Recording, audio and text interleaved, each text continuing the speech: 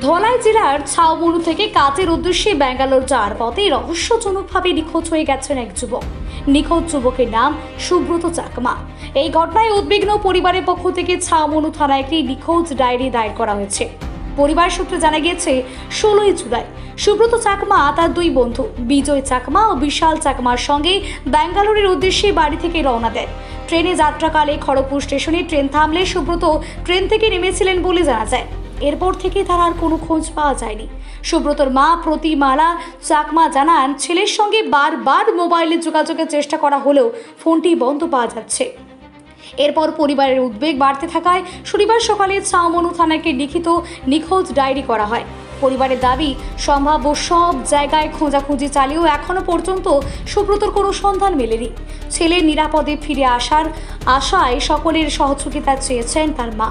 যদি কেউ সুব্রত চাকমার সম্পর্কে কোনো তথ্য জানেন বা কোথাও দেখতে পান তাহলে অনুগ্রহ করে 8132872899 এই নম্বরে যোগাযোগ করার জন্য পরিবারের পক্ষ থেকে আবেদন জানানো হয়েছে।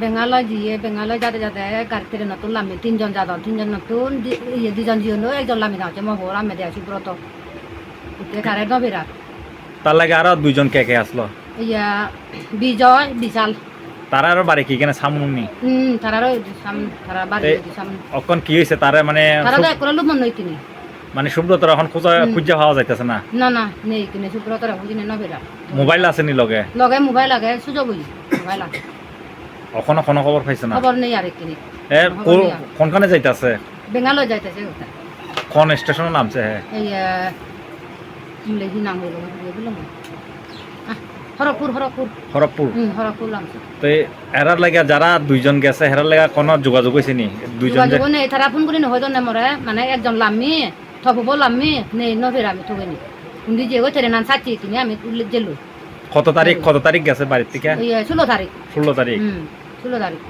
মানে এখনো পর্যন্ত কোনো থানা জানাইছো নি জানি যাইছি থানা এতে জানি থানা মোবাইলে ফোন করলে সুইচ অফ মোবাইল আনো সুযোগ আর আচ্ছা এই আপনারা বাড়ি কোন জায়গাতে সামনে কোন জায়গাতে এটা এই বাবনা মন্দির ভাড়া ধরে আর বাবনা মন্দির ভাড়া বিরিচ চলে আর